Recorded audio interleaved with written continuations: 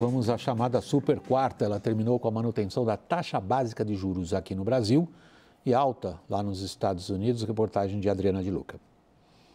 O Banco Central americano aumentou em 0,25 ponto percentual a taxa de juros no país. O intervalo passou para 5 a 5,25% ao ano. É a 10ª alta consecutiva. No comunicado, o Comitê de Política Monetária afirma: a atividade econômica cresceu em ritmo modesto no primeiro trimestre. Os ganhos de emprego foram robustos, a taxa de desemprego permanece baixa e a inflação continua elevada. A inflação nos Estados Unidos está em 5% no acumulado de 12 meses. A meta é de 2% ao ano. O comunicado do Banco Central americano foi visto pelo mercado como a sinalização de uma pausa no ciclo de alta nos juros por lá. Aqui no Brasil, o Comitê de Política Monetária também anunciou o resultado de mais uma reunião que terminou nesta quarta-feira. E o Banco Central decidiu pela manutenção da atual taxa Selic em 13,75% ao ano. É a 6ª reunião seguida em que o BC mantém os juros no mesmo patamar. Motivo de constantes ataques ao Banco Central pelo presidente Lula, a atual taxa Selic é a maior desde o fim de 2016. A sequência de altas começou há 2 anos, quando os juros atingiram um dos menores patamares históricos de apenas 2%. No comunicado desta quarta-feira, o Banco Central alerta para o risco de que o desenho final do marco fiscal não está definido, dependendo ainda da aprovação no Congresso.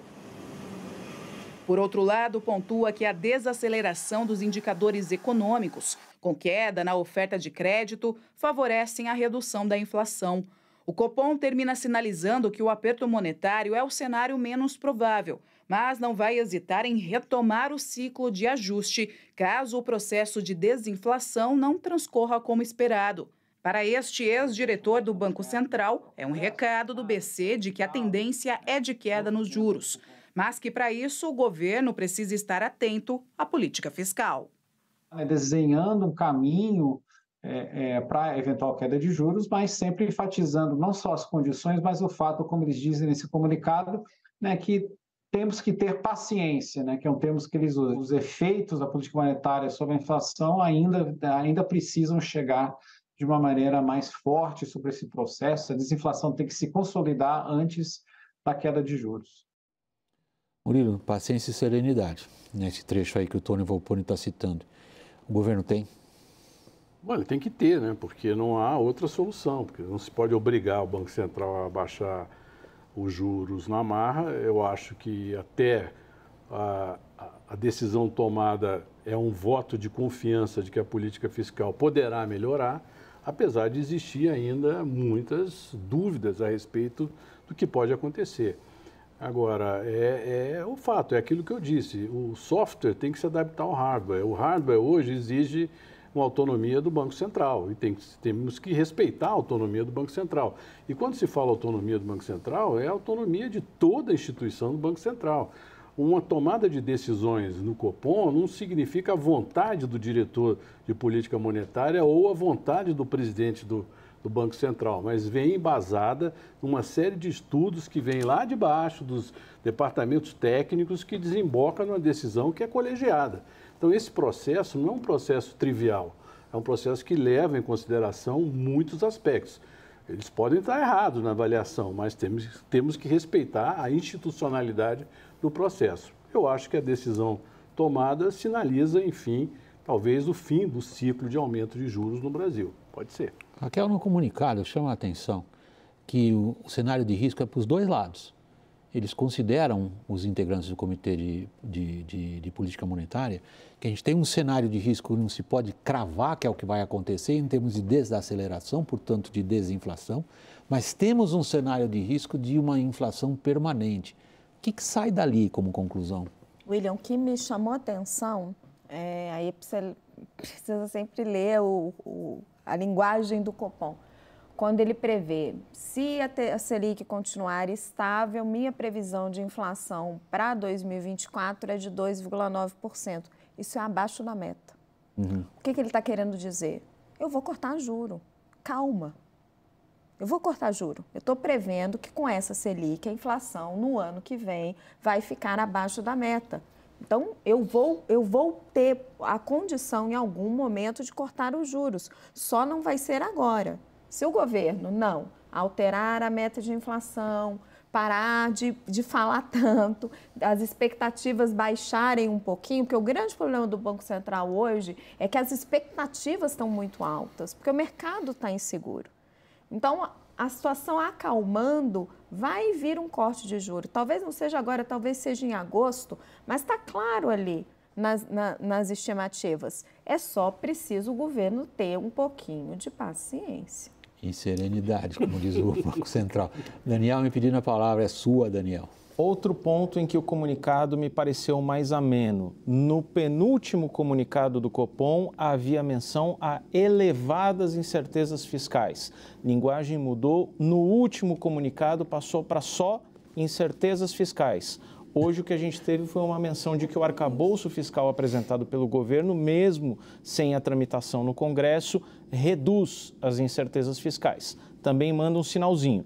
O mercado está prevendo uma queda dos juros a partir de setembro. Você perguntava, William, sobre a ansiedade do governo.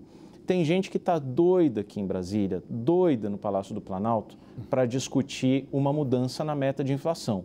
Mas queria fazer isso depois que o Banco Central iniciar o ciclo de queda de juros, porque acha que se colocar esse tema agora, pode dar munição justamente para o Copom manter e adiar o corte. Agora, a reunião do CMNE, que define meta de inflação, é agora em junho. Esse pessoal mais ansioso vai ter que esperar. Qual é a chance desse pessoal mais ansioso de trazer ainda mais ansiedade? Bom, pelo menos a Gleisi, ela não se manifestou até agora, mas alguns dos líderes ali, dos articuladores políticos do governo se manifestaram. O Zé Guimarães, por exemplo, líder do governo na Câmara, disse que essa taxa de juros mina o esforço do governo na reconstrução do Brasil, inviabiliza o crédito e o investimento. O governo Lula quer o crescimento da economia, mas parece que o Banco Central não. Ou seja, tem uma questão aí técnica, sim, da ata, do comunicado, enfim, se é mais sereno, se é mais paciente, mas isso para mim é meio que papo de economista, vamos dizer assim. Porque para o PT é confortável também você ter a manutenção da taxa de juros, porque dá uma munição para o PT manter as críticas à política monetária do Roberto Campos Neto, escolher um adversário contra o qual possa confrontar e contra o qual possa terceirizar as responsabilidades e não fazer a lição de casa. Isso independentemente da equipe econômica vir fazendo um bom trabalho. Mas para o PT ele tem um alvo, o cenário, o adversário ideal, que eu já falei várias vezes aqui. Um sujeito que foi votar com a camisa do Brasil, um sujeito que foi colocado lá pelo Bolsonaro e um sujeito em cuja autonomia e independência foi votada e aprovada no governo Bolsonaro. Então, é confortável para o PT também ter esse cenário ali no Banco Central. Um bastidorzinho sobre a diferença, né, do palanque político e, às vezes, das conversas nos gabinetes em Brasília. O Lula estava ali no 1º de maio criticando a alta taxa de juros. Essa semana, o deputado Lindenberg Farias, namorado da presidente do PT, Gleisi Hoffmann, estava reunido com um grupo de economistas, conversando sobre metas de inflação. E ouviu deles, olha, não mexe na meta de inflação agora, se vocês não mexerem, a gente o Banco Central vai conseguir reduzir a taxa de juros em breve. É só acalmar um pouco as expectativas. E ele ouviu tudo com muita atenção.